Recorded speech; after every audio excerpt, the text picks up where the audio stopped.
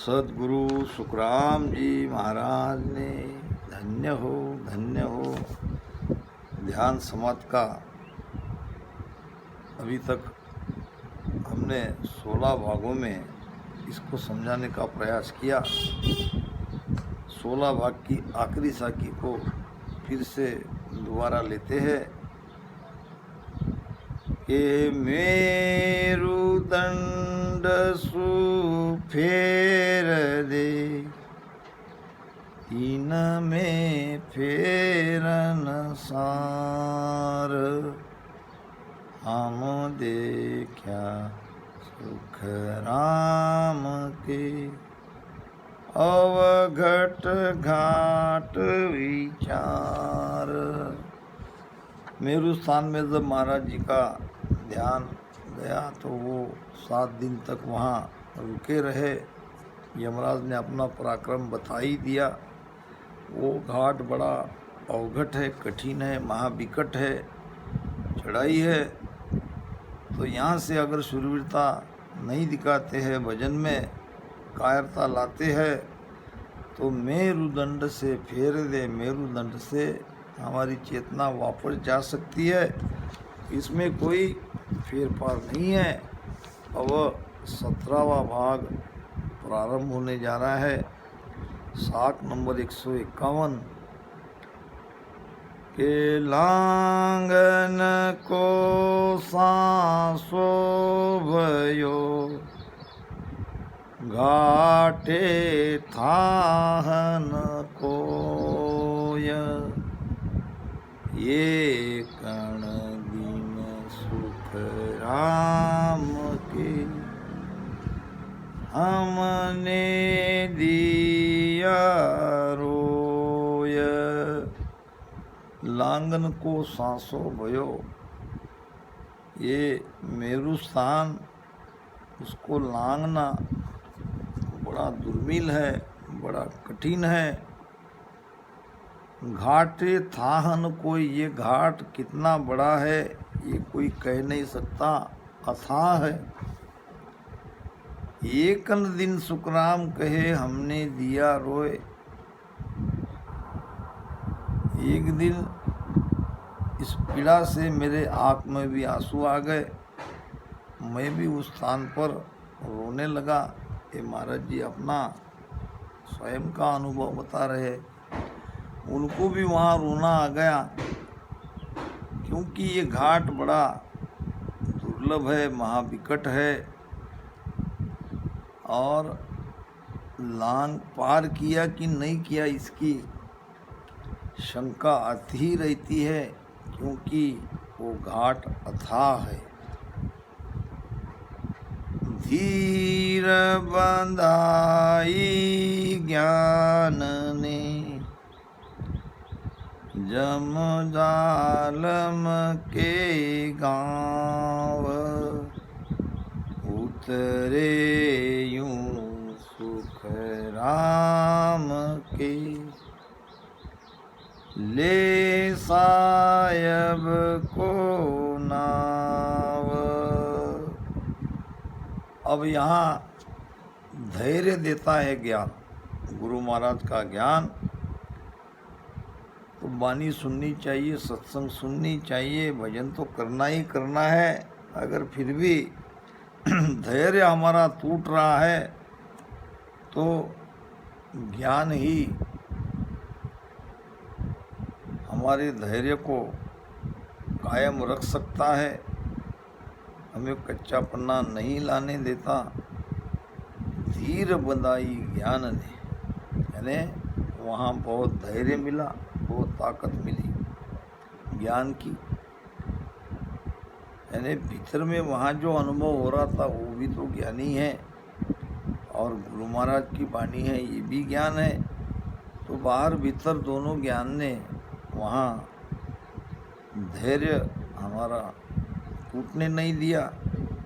उस जम रात के स्थान पर जो जम जालिम है उसका गांव यानी मेरु स्थान पर अब उसको पार करना है। तो उतरे यूं सुख राम के, ले सायब को नाव। यानी जो भेद सदगुरु ने हमें दिया है वो उस भेद से ही सांसों सांस में राम नाम जोरदार तरीके से लेना पड़ेगा, तभी इस स्थान को पार कर पाएंगे।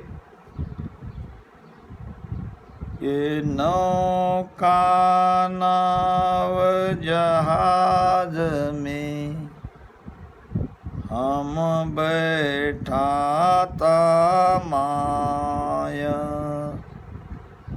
बिन खेया सुख राम के, घाट न उतर्यो जाय। नौका नाव जहाज में हम बैठा था माय। अगर कोई नाव में या जहाज में बैठे हैं तो केवल बैठने से काम नहीं चलेगा। नाव हो या जहाज हो वो तो पार उतारेगी, मगर उसके लिए नाव चलाना पड़ता है। नौका नाव जहाज में हम बैठा था माय, जहाज में आके तो बैठ गए, अब आगे नाव चलानी पड़ती है। बिन खेया सुखराम के घाट न उतरो जाए। किसी भी घाट को, नदी हो या सागर हो, घाट को पार करना है तो नाव को चलाना पड़ेगा। अब परमात्मा की नाव रूपी नौका में या जहाज में हम बैठ गए, यानी परमात्मा के शरण में चले गए, सदगुरु के शरण में चले गए। अब बिन खेया सुखराम के घाट न उतरो जाए। केवल शरण में रहने से हम भवसागर से पार नहीं हो सकते, घाट को पार नहीं कर सकते। तो यहाँ भी ये मेरू स्थान में बहुत बड़ा घाट लगा है और नाव रूपी जहाज में हम बैठ गए हैं। यहाँ तक तो हम आए हैं। अब यहाँ वो जहाज हमें पार नहीं कर सकती, हमको वहाँ भजन करना पड़ेगा, नाव को चलाना पड़ेगा, तभी घाट को पार करेंगे। वो भी बहुत ज़ोरदार तरीके से, पूरी ताकत से नाव को चलाना पड़ेगा, तभी घाट पार होगा, नहीं तो नहीं हो सकता। खीवी नाव जहाज को, धजा बांध निशान, पवन संग सुख राम के, निस दिन चाली जान। अब ये दूसरा तरीका नौका या नाव को चलाने के बारे में महाराज बता रहे हैं कि पहले ज़माने में नौका को या नाव को, जहाज को कपड़ा बांध के रखते थे और उसके ऊपर एक ध्वजा लगाई जाती थी। अब हवा के झोंके से वो कपड़े के आधार से ये नाव बिना चलाए अपने आप चलती थी। खीवी नाव जहाज को ध्वजा बांध निशान, ध्वजा को निशान, ध्वजा का निशान बांध के, कपड़ा बांध के नौका को चलाने की कला थी। यानी हवा के साथ उसको चलाया जाता था। पवन संग सुखराम के निस्दिन चाली जान। ये नौका, ये जहाज पवन के साथ, वायु के साथ रात दिन बिना कुछ किए अपने आप चलती रहती थी। अब यहाँ शब्द रूपी ध्वजा बांधनी पड़ेगी। शब्द तो ऊपर है और शब्द के साथ सुरती है। ये सुरती वहाँ लगा के है, शब्द के रखी है, और नीचे सांसों सांस में भजन कर रहे हैं। भजन के द्वारा जो पवन रीढ़ की हड्डी से ऊपर जाता है, इसको शब्द ऊपर खींचता है, और सुरती ये सब देखती है, और सुरती में भी वो पावर आता है कि हमारी प्राण शक्ति को ऊपर खींचने में मदद करे। तो जब रसना थक जाती है सांसों सांस में भजन करते करते, तो सूरत के साथ भी भजन कर सकते हैं। जहाँ पे हमारा शब्द है वहाँ पे सुरती लगाओ, और फिर वहाँ बैठे रहो ध्यान में।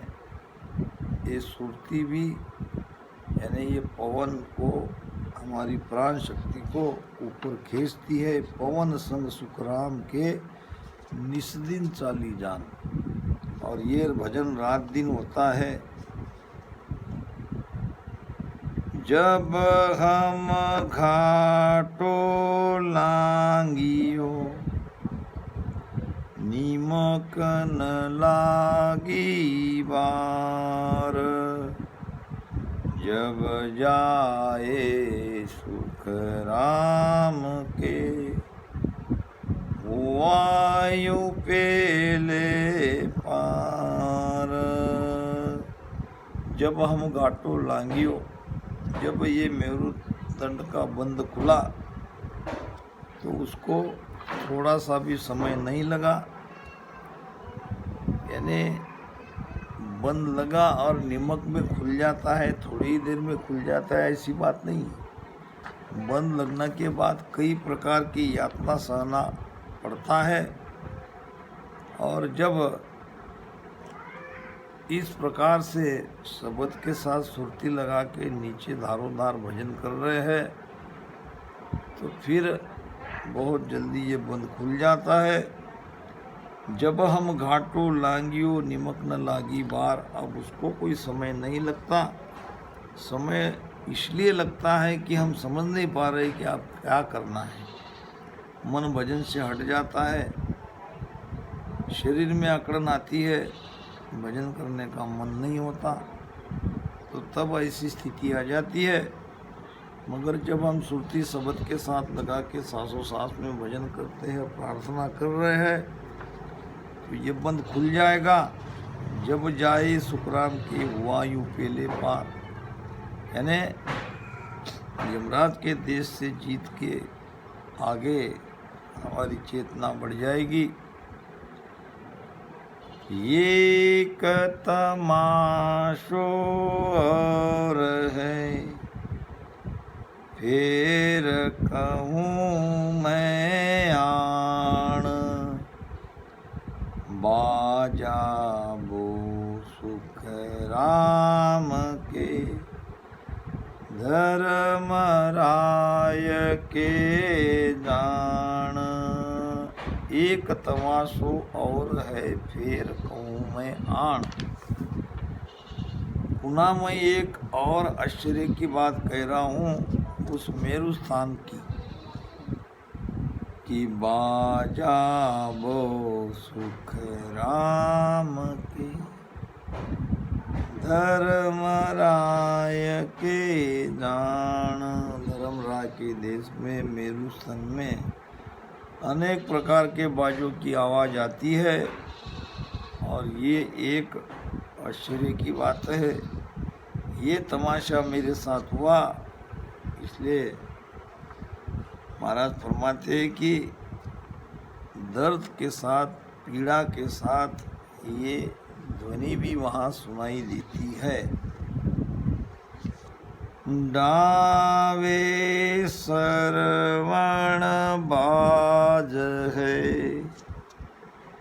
बाजे राग अनेक, भिन भिन कर सुख राम के निरख्या जमपुर देख। डावा ने बाया, डावे श्रवण, श्रवण कहते हैं कान को, बाएं कान में बाज यानी आवाज, बाएं कान में निरंतर आवाज आती है, आवाजें होती रहती है, बाजे राग अनेक। इस ध्वनि में कई प्रकार के राग है। भिन्न भिन्न कर सुखराम के निरख्या जमपुर देख। मैंने इस दाएं कान में आने वाली ध्वनिया को, आवाज़ों को, अनेक प्रकार के राग को भिन्न भिन्न तरीके से सुना और उस यमलोक को मैंने निरख्या, परखा, जाना। यहाँ निरंतर एक ही कान में ध्वनि होती है। जब ध्यान में ऐसी स्थिति आ जाए तो समझना कि अभी हम यमलोक में हैं। रागा वो अनहद हुए, जोरी जय जन कोय, चलन न देवे पंत को, ऐसी रागा होय। रागा बहुत अनहद हुए, अनहद यानी हद के परे, बहुत हद के बाहर वहाँ दुनिया सुनाई पड़ती है और उसमें ध्यानी का मन रीझ जाता है। यानी देखने में ध्यान, सुनने में ध्यान लग जाता है। रागा बहुत अनहद हुए, जो रीजे जन कोय। कोई भी ध्यानी अगर वहाँ रीझता है, राजी हो जाता है, तो चलन न देवे पंत को, ऐसी रागा हो। पंत यानी रास्ता। अब वहाँ 10वें द्वार का रास्ता है, सुषमना के माध्यम से आगे बढ़ना है। तो महाराज कहते हैं कि चलन न देवे पंथ को, उस रास्ते से, सुषमना के रास्ते से ये ध्वनियाँ, ये अनहद की बाजे, ये राग रागिनियाँ जो सुनाई पड़ती है, जिसमें हम ध्यान लगाते हैं, तब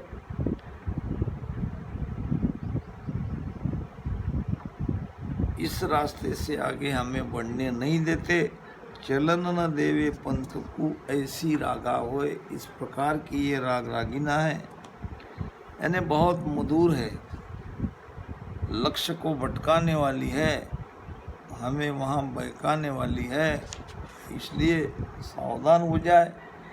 किसी पश्चिम मार्ग के ध्यानी की बाएं कान में अगर आवाज़ आ रही है तरह तरह की, तो उसमें मत लगो, श्रुति को मत लगाओ, ध्यान आगे बढ़ाओ।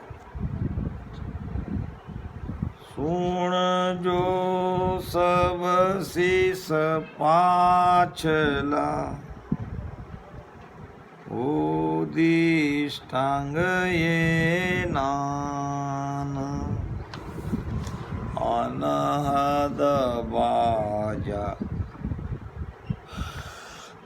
झूठ है, मन मत दीजो जान। सुन जो सब शीस पाचला, यानी मेरे जाने के बाद मेरे बताए इस वेद से भजन करने वाले सभी शिष्य मेरे वचनों को सुनो। ओ दिष्टांग एनान, मैंने तुमको ये प्रमाण दिया है, ये इशारा दिया है, इशारा दे रहा हूँ। एनान यानी इशारा। अनहद बाजा झूठ है, मन मत दीजो जान, मन को वहाँ पे मत लगने दो। ये सारे बाजे झूठे हैं, ये सस्वरूप आनंद पद के नहीं है, ये काल के है। तो इसमें मन को जाने मत दो। बाजे चूछो बाज वाजता, मन राखो घर ये, जागत गोला शब्द का, निरको उणधर देह। बाजे जूठो बाजता। अब ये दाएं कान में अनहद के बाजे बज रहे हैं तो उसे बजने दो। बजाना भी हमारे हाथ में नहीं, उसको रोकना भी हमारे हाथ में नहीं। केवल वहाँ से ध्यान हम हटा सकते हैं, मन को वहाँ से हटा सकते हैं। तो बाजे जूठो बाजता, मन राखो घर ये। अपने मन को भजन में लगा के रखो, मन को भटकने मत दो। जागत गोला शब्द का, निरको उणधर देह। देह से उस जगह पे शब्द के साथ सुर्ती लगा के रखो और नीरति से उसे निरको, तभी ये मन वहाँ नहीं लगेगा, नहीं तो मन तो वहाँ लगेगा। जागत गोला शब्द का, निरको उंधर देह। शरीर में ऊपर जो शब्द है उस शब्द को सुरती से पहचानो और नीरति से निरखो। यही उपाय है, नहीं तो मन भटकेगा। हम सारा सब देखिया, पवन पाचू घेर। नरपुर जीता नागसु, सूरग की सो मेरा। इस वाक्य को ध्यान से हमको समझना है। हम सारा सब देखिया, पवन पाचू घेर। क्या देखा? ये दाएं कान में बजने वाले बाजे, वहाँ का पीछम का, यमराज का कठिन घाट, ये सब कुछ देख लिया। कैसे मन वहाँ से हट जाता है, कैसी कायरता आती है। ये भी महाराज कहते हैं कि नहीं वहाँ पे लानी है तो क्या करना पड़ेगा? पवन पांचू घेर, 5 प्राण को घेरना है। यानी नाभि स्थान में उनको 5 प्राणों को लगाना है। कंठ का उदान, हृदय का प्राण, नीचे का अपान और शरीर में जो व्यापक है ये व्यान, और नाभि स्थित जो वायु है वो समान। तो 5 प्राणों को, 5 वायु को हमने वहाँ घेरा है और ये सब देख लिया है, भीतर का अनुभव किया है कि सुरती शब्द के साथ लगी है, मन श्वासा में लगा है और 5 प्राण को हमने घेर लिया है, बस में कर लिया है।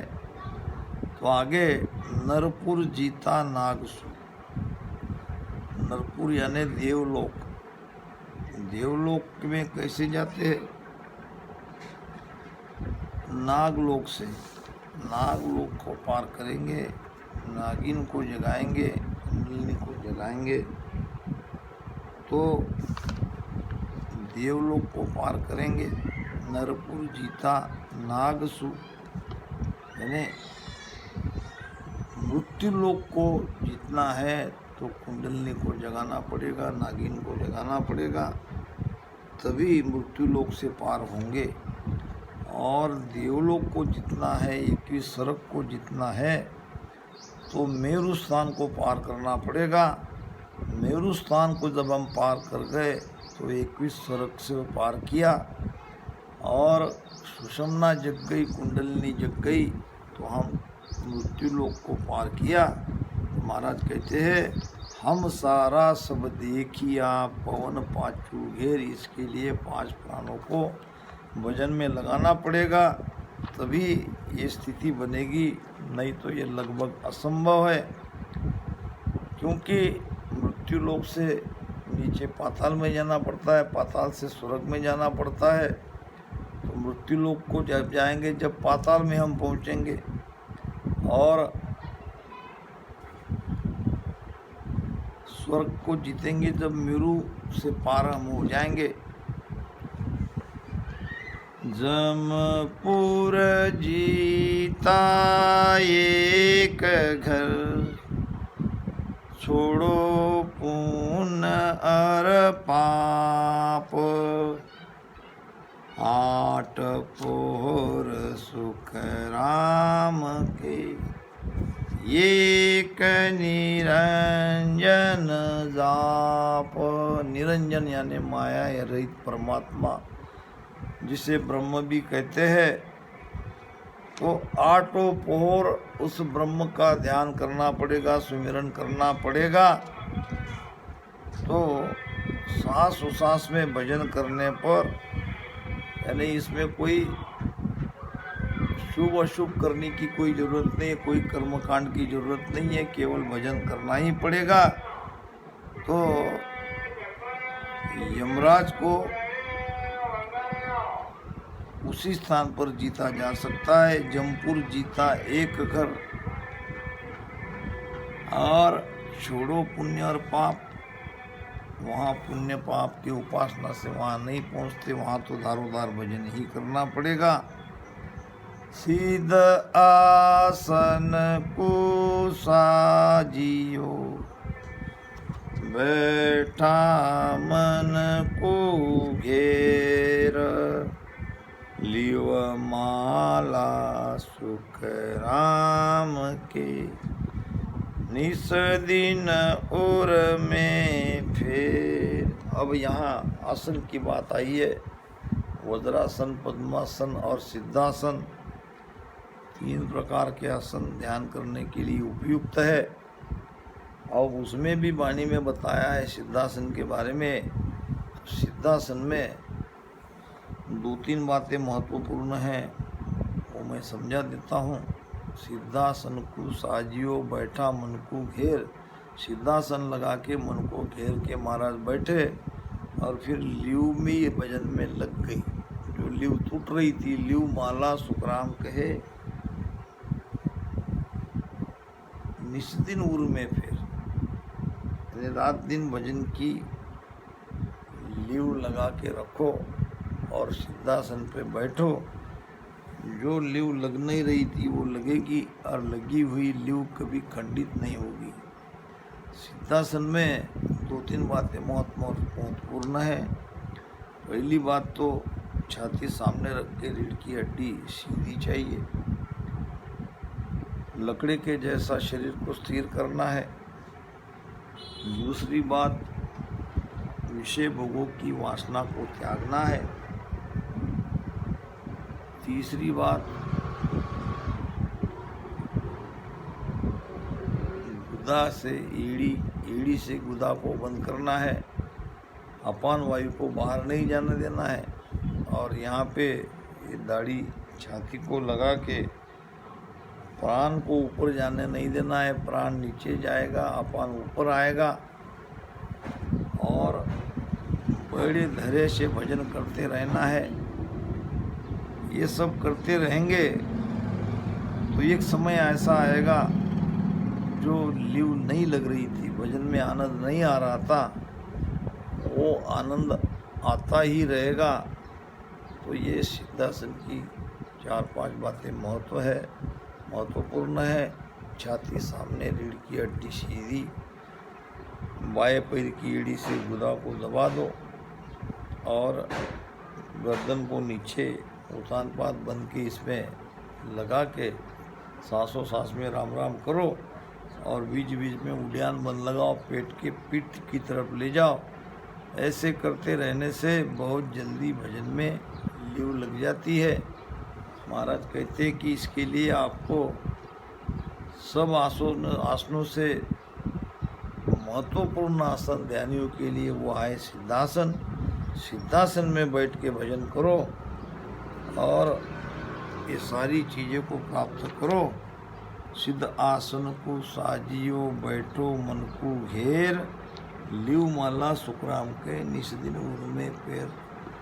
हृदय से यानी प्रेम से भजन करते रहो। भजन करते करते लीव लग जाएगी। इन्हीं शब्दों के साथ 17वां भाग को यहाँ पे समाप्त करते हैं। फिर 18 भाग से आगे ये चर्चा चलेगी।